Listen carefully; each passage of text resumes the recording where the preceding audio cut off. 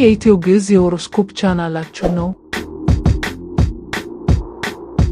ቪርጎዎች፣ የጥቅምት ወር የድል ወራችሁ ነው። ገንዘብ፣ ፍቅር እና ታላቅ ዕድል ይጠብቃችኋል። ይህ የኢትዮ ግዕዝ የሆሮስኮፕ ቻናል ነው።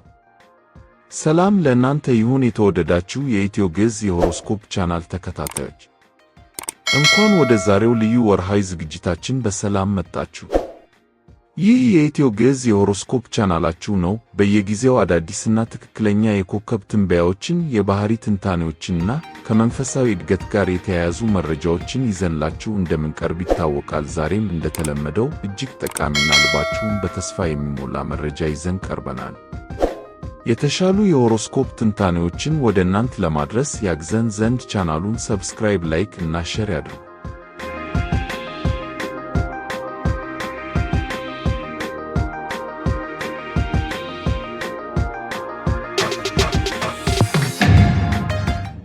ወደ መሰረታዊ ነገሮች መመለስ። ሰላም ጤና ይስጥልኝ ውድ ቪርጎዎች፣ እንኳን ወደ ወርሃዊ የኮከብ መልእክታችሁ በሰላም መጣችሁ። የጥቅምት ወር ለእናንተ ወደ መሰረታዊ ነገሮች የምትመለሱበት ወር ነው። ነገር ግን ይሄ ተራ በሆነ መንገድ አይደለም። እስከ ጥቅምት 12 ድረስ ፀሐይ በውብቷ ሊብራ ምልክት ውስጥ ስትጓዝ ሕይወታችሁን በተግባራዊ አስማት ትረጨዋለች። አዳዲስ ሥርዓቶችን የምትዘረጉበት እና ያሉትንም የምታሳምሩበት ጊዜ ነው። ይህ ገንዘብ ሰሪ ዑደት ገንዘብን እንዴት መቆጠብና ማግኘት እንደምትችሉ አዳዲስ ሐሳቦችን ሊያመጣ ይችላል። ስለዚህ ትርፋማ ለሆኑ ዕድሎች ጆሮአችሁን ክፈቱ። ምናልባትም በጓደኞቻችሁ በኩል ሊመጡ ይችላሉ። በዚህ ወር ውስጥ የሚከሰቱት ታላላቅ የኮከብ ክስተቶች በፍቅር፣ በገንዘብ እና በሥራችሁ ላይ አዲስ ምዕራፍ ይከፍታሉ። ዛሬ እነዚህን ሁሉ መልእክቶች አንድ በአንድ እየፈታን ምን ማወቅ እንዳለባችሁ እና ምን አይነት እርምጃ መውሰድ እንዳለባችሁ በጥልቀት እንመለከታለን። ስለዚህ የማደራጀት ችሎታችሁን አዘጋጁ፣ አእምሯችሁን አተኩሩ። ምክንያቱም የጥቅምት ወር መልእክት ሕይወታችሁን በሥርዓትና በውበት እንድትመሩ ይረዳችኋል።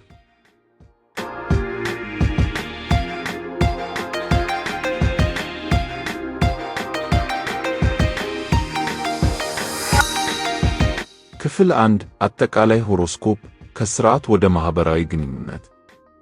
የምርታማነት መመለስ እስከ ጥቅምት 12 የ2025 የመጨረሻው ሩብ ዓመት ሲጀምር የቪርጎ የማቀድ ኃይላችሁን እንድትለቁ ኮከባዊ ድጋፍ አላችሁ። ፀሐይ በሊብራ እና በእናንተ ሁለተኛ ቤት ወይም የገንዘብና የስሜት ቤት ውስጥ ስትሆን ነገሮችን ለመጨረስና ከዝርዝራችሁ ላይ ለማጥፋት መድረኩ ተዘጋጅቶላችኋል።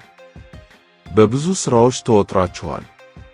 የውስጥ ፕሮጀክት ማናጀራችሁን ሥራ አስጀምሩት። ብዙም ሳይቆይ ወደ መንገዳችሁ እንደተመለሳችሁ ይሰማችኋል። ይህ ማለት ግን ሁልጊዜ ሥራ ጨዋታ የለም ማለት አይደለም። በተቃራኒው ግባችሁን ስትመቱ ራሳችሁን በሚያማምሩ ነገሮች ሸልሙ። የሥራ ግቦች እና ጤና። የሥራ ግቦች ጥቅምት 3 ላይ ፕሉቶ በአኳሪየስ ውስጥ ቀጥተኛ ጉዞውን ሲጀምር ወደ መንገዳቸው ይመለሳሉ። ለጤናማ የአኗኗር ዘይቤ የነበራችሁን ቁርጠኝነት አድሱ፣ ወይም በአዲስ የካርዲዮ ክፍል ወይም የአመጋገብ ዕቅድ ትንሽ ለውጥ ጨምሩበት።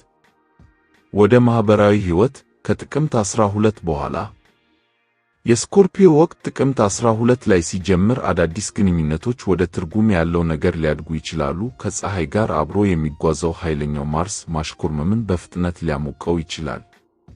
ፍቅር ከጓደኝነት ዞን ሊወጣ ወይም በጋራ ጓደኞች በኩል ከአንድ ሰው ጋር ልትተዋወቁ ትችላላችሁ። የኔፕቱን ተጽዕኖ። በተጨማሪም በጥቅምት 12 ላይ ድንበር አጥፊው ኔፕቱን ወደ ኋላ ተጉዞ ወደ ፓይሰስ ሲመለስ የፈጠራ ወይም የመንፈሳዊ አጋርነትን እንደገና ተመልከቱ። ነገር ግን በዚህ ጊዜ ግልጽ የሆኑ ግቦችን አስቀምጡ።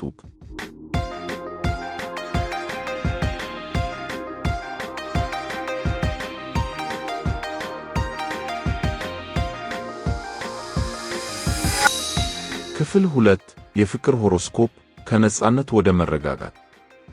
እስኪ የጥቅምት ወር የፍቅር ሕይወትህ ምን እንደሚመስል በጥልቀት እንይ። በሄድክበት ሁሉ ዓይኖች በአንተ ላይ ናቸው።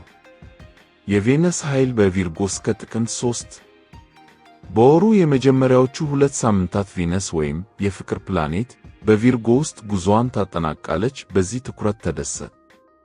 ነጻነት በዚህ ወር የፍቅር ቀስቃሽ ስሜትህ ነው፣ ስለዚህ ተደሰትበት።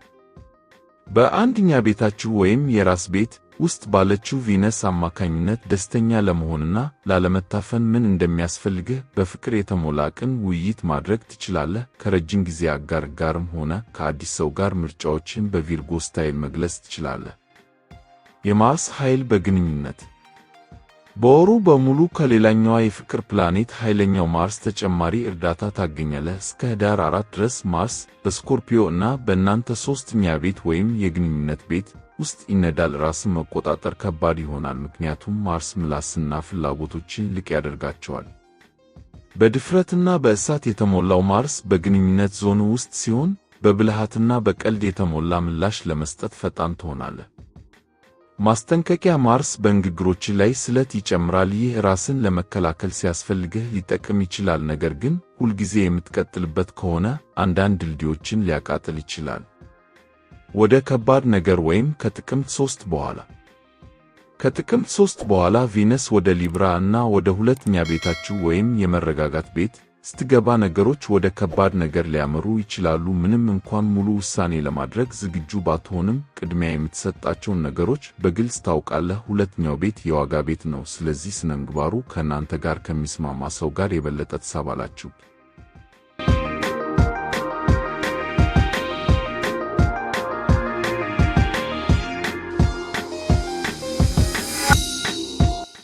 ክፍል 3 የገንዘብ ሆሮስኮፕ ከበጀት ወደ ዕድል። እስኪ አሁን ደግሞ የጥቅምት ወር የገንዘብ ሁኔታችሁ ምን እንደሚመስል እንመልከት።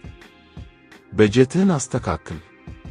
ጥቅምት የሚጀምረው ፀሐይ በሊብራ እና በእናንተ ሁለተኛ ቤት ወይም የገቢ ቤት ውስጥ ሆና ነው። ይህም በጀትህን እንድታስተካክል ያነሳሳሃል። አንተ በተፈጥሮ ዝርዝር ተኮር ነህ ቪርጎ፣ እናም ይህ ወር የማደራጀት ችሎታህን ይሸልማል። ቁጠባና ወጪን የሚያቀላጥፉ ሥርዓቶችን ዝርጋና የሕይወት ጥራትን ሳትቀንስ ገቢህን የምታሳድግባቸውን መንገዶች ፈልግ።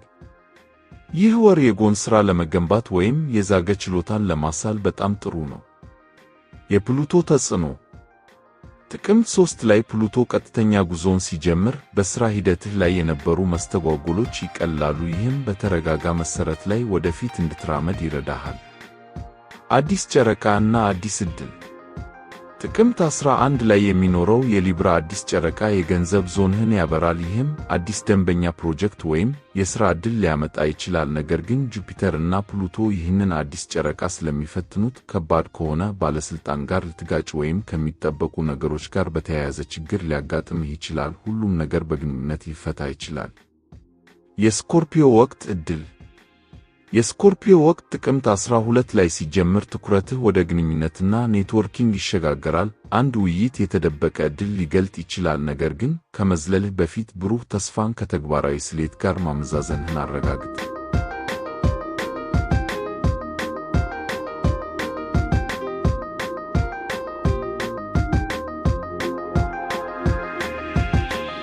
በመጨረሻም ውድ ቪርጎዎች የወሩን ቁልፍ መልእክቶች እናስታውሳችሁ። ውድ ቪርጎዎች፣ እንግዲህ የጥቅምት ወር መልእክት በጣም ተግባራዊና ግልጽ ነው። በአጭሩ ለማስቀመጥ ያህል፣ አንድ ሥርዓት ዝርጋ። ይህ ወር ሕይወታችሁን በተለይ ገንዘባችሁን ለማደራጀት በጣም ጥሩ ነው። የማቀድ ችሎታችሁን ተጠቀሙበት። 2 በፍቅር ደፋር ሁኑ። ፍላጎቶቻችሁን በግልጽ ተናገሩ። በወሩ መጀመሪያ ላይ ነፃነትን፣ በመጨረሻ ደግሞ መረጋጋትን ፈልጉ። 3 ግንኙነትን ተጠቀሙ። የሥራ ዕድሎችም ሆኑ የፍቅር ግንኙነቶች በግንኙነትና በኔትወርኪንግ በኩል ሊመጡ ይችላሉ። ድምፃችሁን አውጡ። 4 ራሳችሁን ሸልሙ። ጠንክራችሁ ስትሰሩ ራሳችሁን በሚያማምሩ ነገሮች መሸለምን አትርሱ። ይህ ትንበያ እንደረዳችሁና እንዳበረታታችሁ ተስፋ አደርጋለሁ። በኮሜንት ላይ የትኛው የወሩ ክፍል ከእናንተ ጋር የበለጠ እንደተስማማ ብትነግሩን ደስ ይለናል። ቪዲዮውን ከወደዳችሁት ላይክ፣ ሼር እና ሰብስክራይብ ማድረጋችሁን አትርሱ። ድንቅ የጥቅምት ወር ይሁንላችሁ። በሌላ ቪዲዮ እስከምንገናኝ ድረስ ሰላም ሁኑ።